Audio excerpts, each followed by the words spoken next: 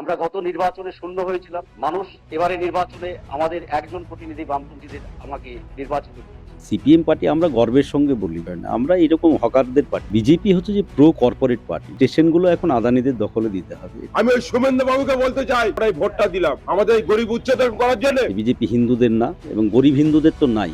তৃণমূল ৮০টা বিধায়ক তাদের জিততে যাওয়ার পরেও মমতা বন্দ্যোপাধ্যায় কোথাও এক প্রকার শূন্য হয়ে গেছেন। ওনার এখন অবসর নেওয়া দরকার। তারপরে ভাইপো নামক মাঠে, এত ফুটেনি মারে বেড়াতো।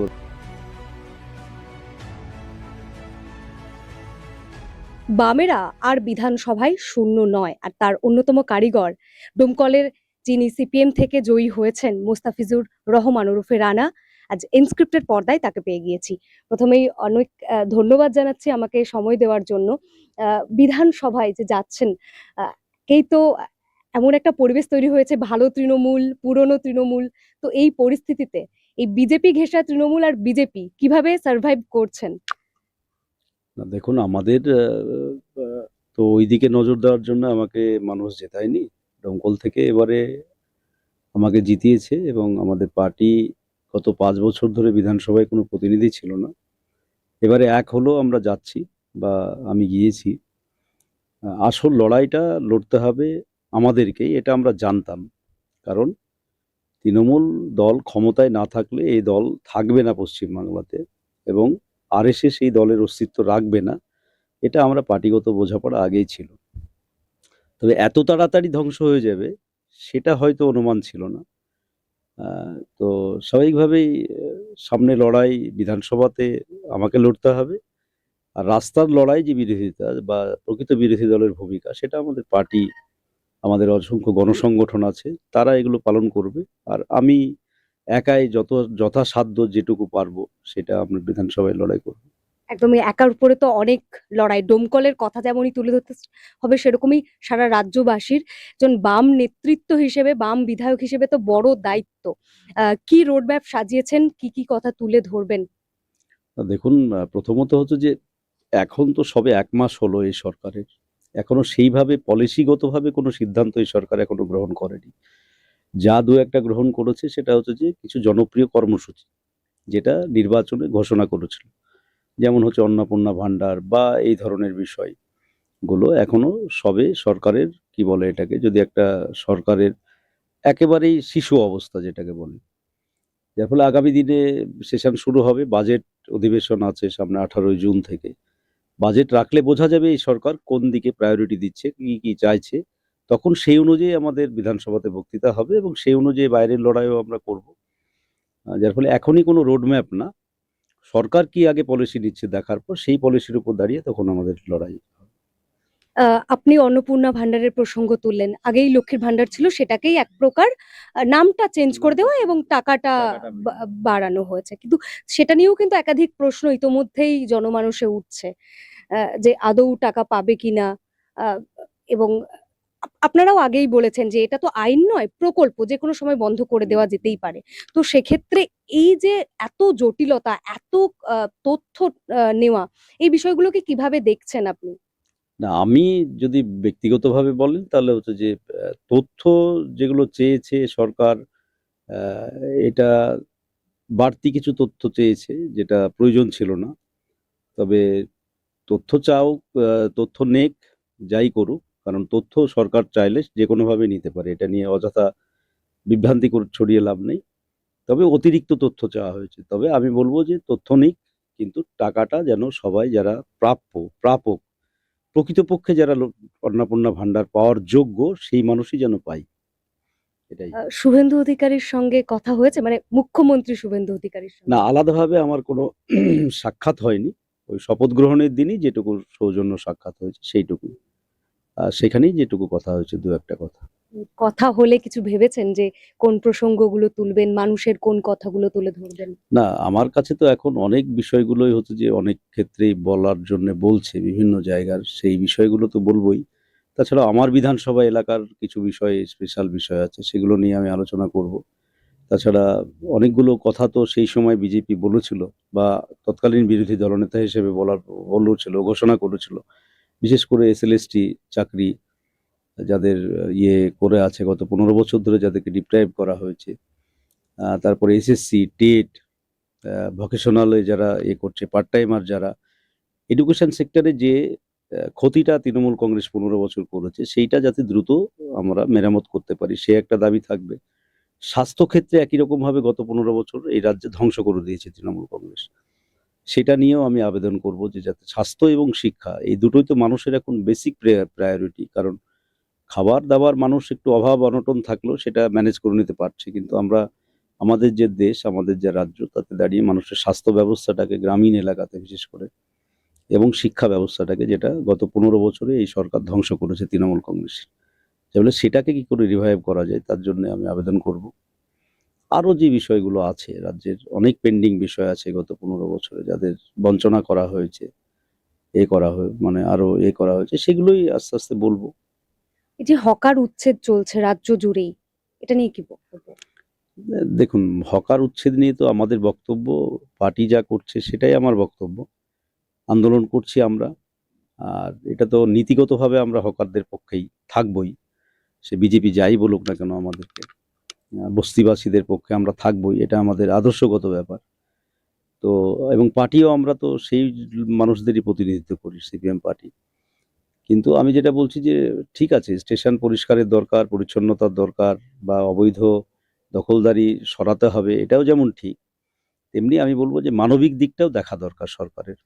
যে হুটহাট করে নোটিশ দিয়ে বস্তিবাসীদেরকে উচ্ছেদ করা, একটু সময় দেওয়া, তাদের পুনর্বাসনের একটু ব্যবস্থা করা। কারণ তারাও তো ভোট দিয়েছে, তারা আমাদের দেশের নাগরিক। এমন তো না যে বিজেপি মুসলমান, অবৈধ অনুপ্রবেশকারী তারা, তা তো না। তারা আমার দেশের নাগরিক, এবং তারা আমাদেরই প্রতিবেশী ভাই।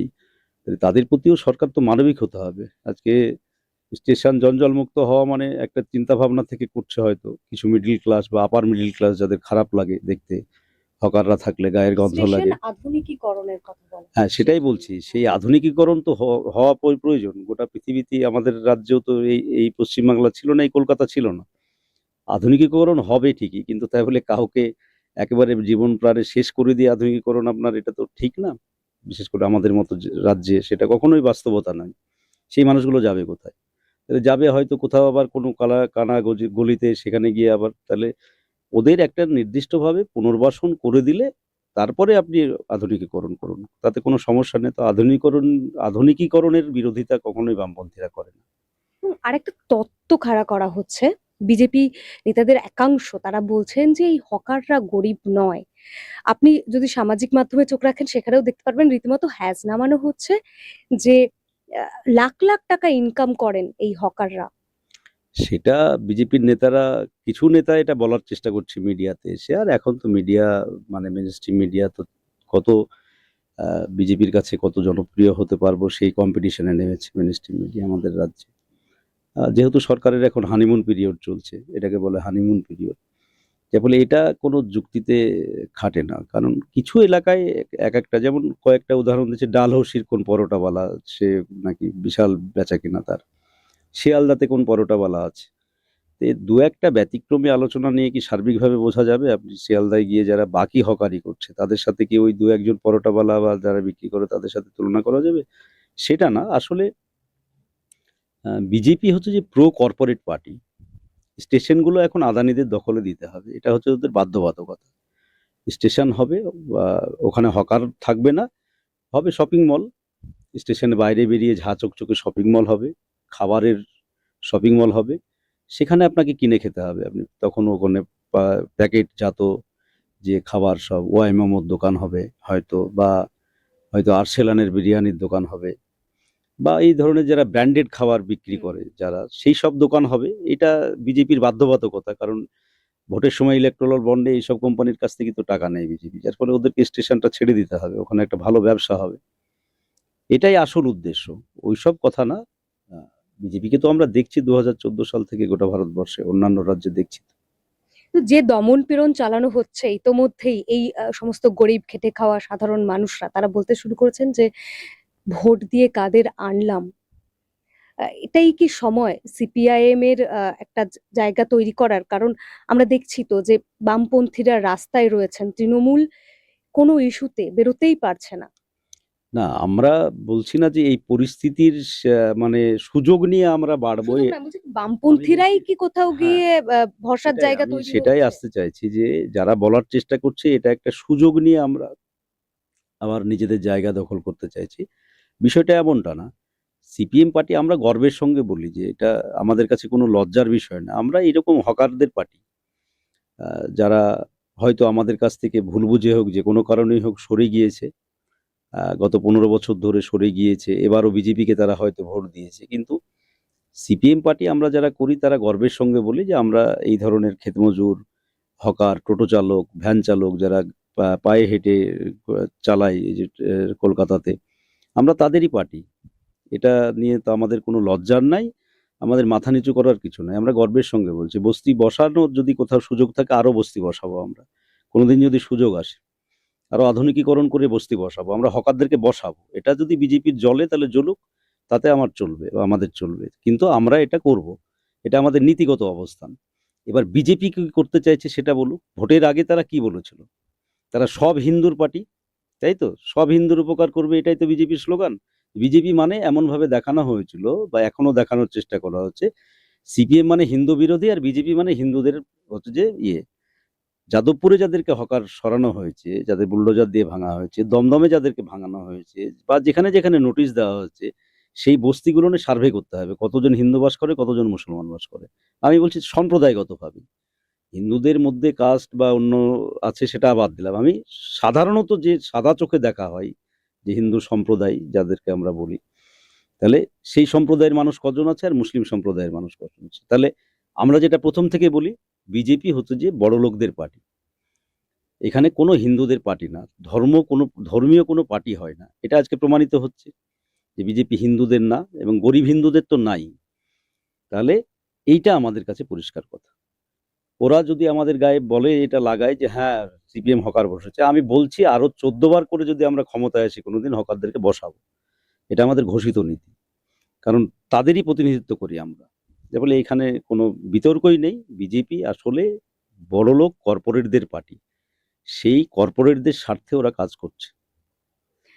যোগী রাজ্যে আমরা বুলডোজার চলতে দেখেছি, সেই বুলডোজার কালচার বাংলার বুকেও একের পর এক স্টেশন জুড়ে চলছে, বস্তিগুলোতেও নোটিশ তো দেওয়াই হয়েছে। সেই বুলডোজার আটকাতে গিয়ে সৃজন ভট্টাচার্য সহ ৫ জনকে গ্রেপ্তার হতে হয়েছে।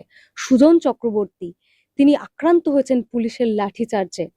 বুলডোজার রাজনীতি আমাদের রাজ্যে সে চালানোর চেষ্টা করছে, কিন্তু এটা মাথায় রাখতে হবে উত্তরপ্রদেশ আর পশ্চিমবাংলা এখনো বেসিক্যালি কিছু পার্থক্য আছে। সেটা যদি বিজেপি ভুলে যায় এবং যদি বিজেপি মনে করে যে এবারের ম্যান্ডেট যেটা বিজেপি পেয়েছে, আমি তো রেজাল্টের পরে বিধানসভায় পা দিয়ে বলেছিলাম যে বিজেপি যদি সত্যিকারের হচ্ছে যে হিন্দুত্বর ভোটই পেত তাহলে বিজেপির ১৫৫ থেকে ৬০-এর বেশি আসন হতো না।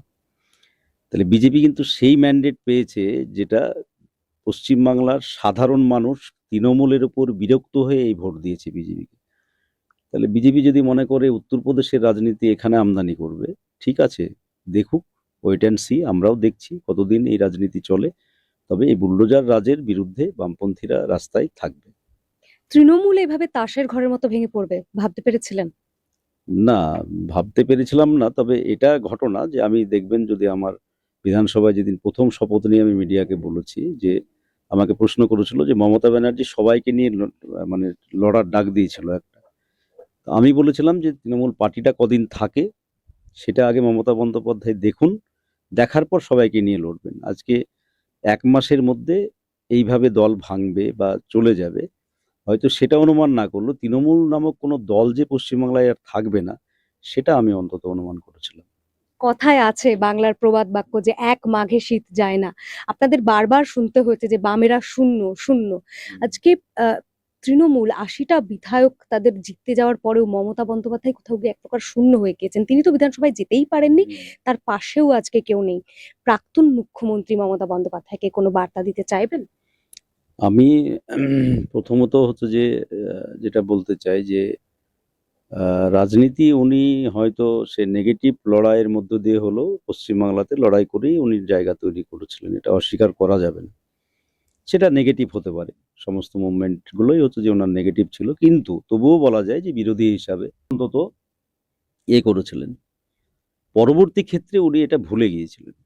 15 বছরে এই যে রাজ্যের সর্বনাশ উনি করেছেন বিভিন্নভাবে, দুর্নীতিরাজ কায়েম করা, প্রাতিষ্ঠানিক রূপ দেওয়া দুর্নীতিকে, দেখেও না দেখার ভান করা, যারা অপরাধী তাদেরকে কাছে টেনে নেওয়া, এগুলো মানুষ আর সহ্য করতে পারেনি। ওনার যে ভাবমূর্তি প্রজেক্ট করা হয়েছিল 2011 সালে, সততার প্রতীক, আজকে দাঁড়িয়ে সেগুলো সব লণ্ডভণ্ড, এবং ওনার দলের যারা নির্বাচিত এমপি, যারা অন্য গোষ্ঠী তৈরি করছে, তারাই আজকে বলছে যেটা আমরা বলেছি একসময়। তো আমি তো ওনার ছেলের বয়সী, রাজনীতিতেও অনেক জুনিয়র, যা ওনার অভিজ্ঞতা ভালো, তবে আমার ব্যক্তিগত মত, মানে একজন ছেলের বয়সী রাজনীতির ছাত্র হিসাবে ওনার এখন অবসর নেওয়া দরকার। তো উনি তো দিল্লি ছুটছেন, ইন্ডিয়া জোটের সঙ্গে বৈঠক করছেন, ঘুরে দাঁড়ানোর একটা চেষ্টা করছেন, যে অস্তিত্ব রক্ষার একটা মরিয়া চেষ্টা, ইন্ডিয়া জোট কি সাড়া দেবে? ঘুরে দাঁড়ানোর মরিয়া চেষ্টা না, ভাইপাকে বাঁচানোর মরিয়া চেষ্টা। উনি কোনো ঘুরে দাঁড়ানোর জন্য না, উনি এটা প্রি প্ল্যান, ওর বিজেপিকে এবার সরকার তুলে দিবে, এটা বহু আগে থেকে ঠিক ছিল। ভাইপোকে বাঁচাতে হবে, এখন আর উপায় নেই, কারণ অভিষেক ব্যানার্জির ভবিতব্য যা দেখা যাচ্ছে তাতে হয়তো মাসখানেকের মধ্যে জেলে ঢুকবে। তো সেই হিসাবে এখন ইন্ডিয়া জোটে উনি গিয়ে নাটক দেখাচ্ছেন, কারণ এই ইন্ডিয়া জোটকে ভাঙার সর্বরকমের ব্যবস্থা গত লোকসভা নির্বাচনের আগে উনি করেছেন। নীতিশ কুমারকে বের করে দেওয়া, বিজেপির সাথে যুক্ত করে দেওয়া, এসব কাজ উনি করেছেন সেই সময় আরএসএস এর হয়ে। আজকে তার ফল ভুগতে হবে। এটা যেখানে যেখানে আরএসএস এর সাথে সংযোগ হয়ে এইসব দলগুলো তৈরি হয়েছিল, আঞ্চলিক দলগুলো, সেগুলো সবই শেষ হয়েছে। আরএসএস এর এটাই কাজ, প্রথমে কংগ্রেসকে বা বামপন্থীদেরকে দুর্বল করার জন্য একটা দল তৈরি করে, পরে যখন সেই রাজ্যে ক্ষমতা দখল করে ফেলে আরএসএস, তখন হচ্ছে যে সেই দলকে অ্যাবলিস্ট করে দেয়। আজকে আপের অবস্থা দেখেছেন, একই রকমভাবে তৃণমূলের অবস্থা, এরকম আরো অন্যান্য রাজ্যে অনেক মহারাষ্ট্রে আপনার শরদ পাওয়ারের দলকে করেছে, তারপরে হচ্ছে যে আপনার ওই যে একনাথ শিন্ডেকে বের করে নিয়ে আসলো, শিবসেনাকে ধ্বংস করেছে। এটা মমতা ব্যানার্জি আগে বুঝতে পারেননি, এখন বুঝছেন যে বিজেপির সাথে সখ্যতাটা কত বিপদ। এখন আর কিছু লাভ নেই ওনার, মানে যে পরিস্থিতি চলে গেছে, উনি ইন্ডিয়া জোটে গেলেও সেটা মানুষ ধরে ফেলেছে এইসব চালাকি। এর ফলে ওনার সবচাইতে ভালো হবে উনি রাজনীতি থেকে অবসর নেক, আর ভাইপোকে সামনে নিয়ে আসুন। এতদিন ধরে এই যে এত বিলাসিতা, এই দল করেই তো এত বিলাসিতা, এত বৈভব, এত বিলাসিতা, এই যে এত দামি গাড়ি, 200টা সিকিউরিটি নিয়ে চলা, এসব লাট সাহেবই করেছে এতদিন ধরে। লাট সাহেবই না করে এবার পথে নামুক, যে কটা আছে সে কটাকে নিয়ে, আরো অনেক মানুষ ভোট দিয়েছে তৃণমূলকে, তাদেরকে নিয়ে বিরোধী দলের ভূমিকাটা পালন করুক, এটাই আমার কথা। অর্থাৎ বামেরাও চাইছে যে তৃণমূল পথে নামুক। অবশ্যই, কারণ মানুষ তো ওদেরকে বিরোধী দলের ভূমিকা পালনের দায়িত্ব দিয়েছে। যদি দেখেন তাহলে 80টা এমএলএ ঠিক আছে চলে যাচ্ছে, যে কটা থাকছে বাকি সে কটাকে নিয়ে দল করুক, নামুক অভিষেক ব্যানার্জি। এত ফুটেনি মারে বেড়াতো, র্যাম করে হেঁটে কত বড় নেতা, এখন তো প্রমাণ হবে যে আদৌ নেতা না হচ্ছে যে নেতার ছাতা। তো সেইটা এখন প্রমাণ করতে হবে। পিসি পিসি এক সময় করেছিল, তাহলে এখন পিসিকে অবসর দিয়ে পিছনে রেখে সামনে আসুক উনি। বেরিয়ে তো ছিলেন, কিন্তু বেরিয়ে যে কাণ্ড, রীতিমতো পাথর ছোড়া হলো, পচা ডিম ছোড়া হলো। সেটা হয়তো অর্গানাইজ করে এসব করা হয়েছে, ঠিকই আছে, কদিন পরে নামুক না, এখন কদিন বাড়িতে থাকুক, মানুষের একটু পরিস্থিতি হোক, বিজেপি কি করছে দেখুক, তারপরে নামুক। ডিম ছুটতে হবে, ডিম ছোড়ার মতো কাজ করেছে, ডিম খাবেই তো, পচা ডিম খাওয়ার মতো পরিস্থিতি তৈরি করেছে। এই যে বয়স তো মনে হয় 35 না 37 হলো, এত বড় বড় কথা সভা মঞ্চে, 4 তারিখের পর ডিজে বাজবে, স্বরাষ্ট্রমন্ত্রীকে বেঁধে না কোন বাপ আছে দেখবে, এসব কথা রাজনীতিতে একটা অল্প বয়সী ছেলে এত বড় বড় কথা বলা, তো তার পরিণতি তো এরকম হবে। তাহলে সেইটা এখন কিছুদিন বাড়িতে বসে থাকুক পিসি ভাইপো, তারপরে ভাইপো নামুক মাঠে, নেমে আবার দল গোছাক। আচ্ছা, মমতা বন্দ্যোপাধ্যায় তো বামেদের ইতিমধ্যে আহ্বান জানিয়েছিলেন, মানে হারের পর, যে বিজেপিকে হারাতে একজোট হয়ে লড়ার জন্য। তো আগামীতে আপনি ইতিমধ্যেই বললেন যে ভাইপো পথে নামুক, আগামীতে কি এমন কোনো পরিস্থিতি হতে পারে যেখানে তৃণমূল, বাম, কংগ্রেস সবাই একসঙ্গে লড়াই করছে বিজেপির বিরুদ্ধে রাজ্যের বুকে? যদি তৃণমূল থাকে, যতদিনকার কথা বলছেন আপনি, ততদিন তৃণমূল টিকে থাকলে তখন সেই রাজনৈতিক পরিস্থিতি অনুযায়ী তখন ডিসিশন নেওয়া যাবে, এটা আগাম বলা যায় না। দলটা আদৌ থাকছে কি দেখা যাক, কাদের হাতে প্রতীক যাচ্ছে, কাদের হাতে দল থাকছে, সেটাই তো এখনো ঠিক নেই। এবার ওই কথা এখন হাইপোথেটিক্যাল কোশ্চেন, এটা তাহলে এখনই ওটা বলা যাবে না। একদমই রাজনীতির সম্ভাবনাময় শিল্প বলা হয়ে থাকে। আগামীতে দেখা যাবে, আমরাও চোখ রাখবো যে কি হতে চলেছে রাজ্য রাজনীতিতে। অসংখ্য ধন্যবাদ এতটা সময় দেওয়ার জন্য। 5 পা দিল ইনস্ক্রিপ্ট। এই 5 বছরে আমরা আমাদের সাধ্যমতো শ্রম, নিষ্ঠা এবং সাহসে ভর করে চালিয়ে গেছি আমাদের সাংবাদিকতা। এক্সিট পোলের মিথ্যাচার ফাঁস করেছি আমরা। গিগ শ্রমিক, পরিযায়ী শ্রমিকদের কথা বারবার তুলে ধরেছি আমরা। প্যালেস্টাইন, বাংলাদেশ নিয়ে কথা বলেছি আমরা। বাংলাদেশের শাটডাউনের দিনগুলিতে প্রবাসী বাঙালিদের তাদের পরিবার পরিজনের খবর দিয়েছি আমরা। নাগরিক সাংবাদিকতা চালিয়ে যেতে গেলে চাই নাগরিকদের প্রত্যক্ষ অংশগ্রহণ। তাই আমরা ডোনেশন ব্যবস্থা চালু করেছি। স্ক্রিনে দেওয়া এই কিউআর কোডে আপনারা আমাদের যে কোনো অঙ্কের মূল্য পাঠাতে পারেন। আপনাদের অনুদান আমাদের নিজেদের কাজ এগিয়ে নিয়ে যেতে সাহায্য করবে।